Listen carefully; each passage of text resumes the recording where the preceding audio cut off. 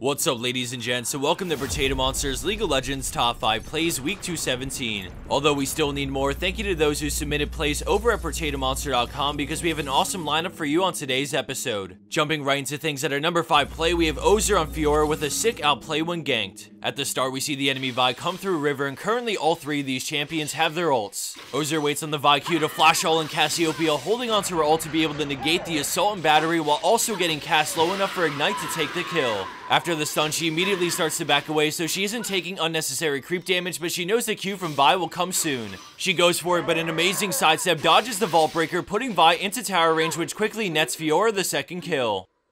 Landing in at our number 4 spot is Noose with a pretty sweet play on Jinx thanks to quick thinking synergy with her duo. We see the enemy Nasus waiting and then Janus Tornado hits, pushing them back with a Flash Monsoon, but instantly Jinx puts down the chompers and takes off, rounding the corner to meet Thresh's Lantern as he runs the opposite direction, and then Thresh flashes mid-lantern to get them even further away. They double ult to finish Jinx, but Thresh blocks and then puts up the box, surprising the enemy Janna with a good chunk of damage so the Rocket can finish her off while they escape.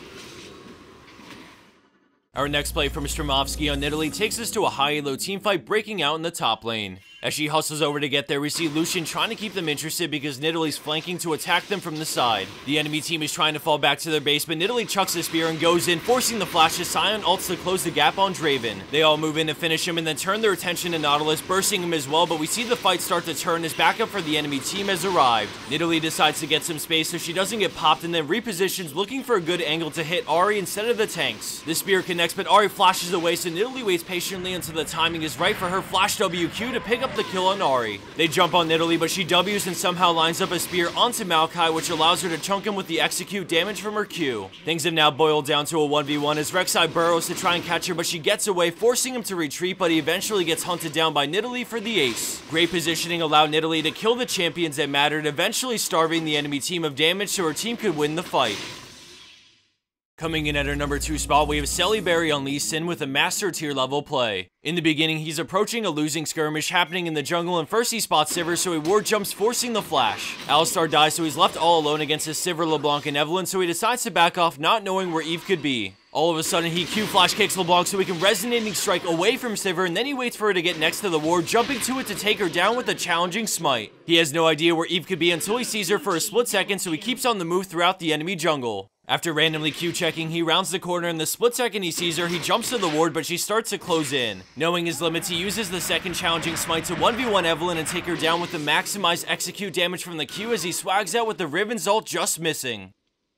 And for our number 1 pro play for this week, we have Remake Binyu on Sion with a completely game-changing play in ranked 5s. Noticing a massive wave built up in the top lane for the enemy team, he decides to hide in the brush, knowing they'll eventually rotate for the tower. All 5 players on blue team start to show up to move in with the creep wave, but Sion continues to stay hidden as 2 of his teammates come to help defend. With his shield up, he channels his Q, chopping down for the 4-man knockup into his ult and follow-up shockwave from Orianna to instantly crush 2 enemies within the wombo. As the fight clears up, we see Nami get out with low health, but an exhaust onto Maokai, followed by another charged up Q from Sion as enough CC to condemn Maokai as his team leaves him behind. They continue chasing aggressively to take down the tree because their teammate Nunu was doing Dragon during that fight, and now they're thinking Baron. Despite it being a 3v5 and they were behind by 6k in gold, you couldn't ask for a better setup thanks to Sion, but let's jump back into the play because the enemy team doesn't want to give this up. Nashor drops super low, but Nidalee chucks a spear and goes for the steal, but the friendly Nunu secures Baron, and then the second team fight begins. Nidalee goes down instantly, and they turn onto Maokai to try and peel for Kog'Maw, but he flashes to safety as his team takes down Maokai. Although they got a couple of kills, the enemy team start to clean up a little bit, but overall they trade pretty evenly in the second team fight, but Sion and friends took Baron, so it was totally worth. Talk about a turning point in a very close game that was 20 minutes in with only 5 deaths in the entire match. Everything from the idea to hide in the brush to the confidence they could pull off that wombo 3v5 while behind so far is astonishing. So bravo RMK42 because this is a beastly comeback and also a fantastic ending.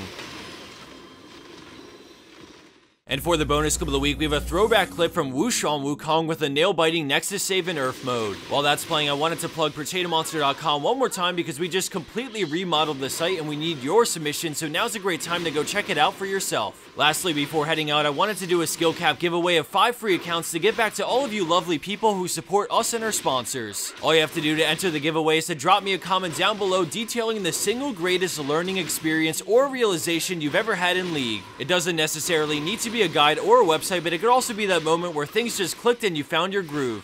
For me personally, I'd say two things happened in a row around the same time that put me on track to maining mid. First, I had a realization one day while playing LeBlanc that I love assassin champions and that mid lane was perfect for me. Immediately after that, I looked on pro builds and skill cap to start soaking in all the information I could learn about how to play mid lane LeBlanc. It was on skill cap that I found such a detailed breakdown on fundamentals of mid lane that really set the stage for me to main mid. Although I'm currently on the upper end of plat right now, I feel that my fundamentals are sound and now I just need to raise my mechanics through playing enough. For anyone interested, there's a link down below in the description box to check out some free content on skill cap, and there's nothing to lose, so I promise it's worth the look. Enough about me though, comment down below because I want to hear what your story is, and of course, thanks again for watching and I'll see you next time.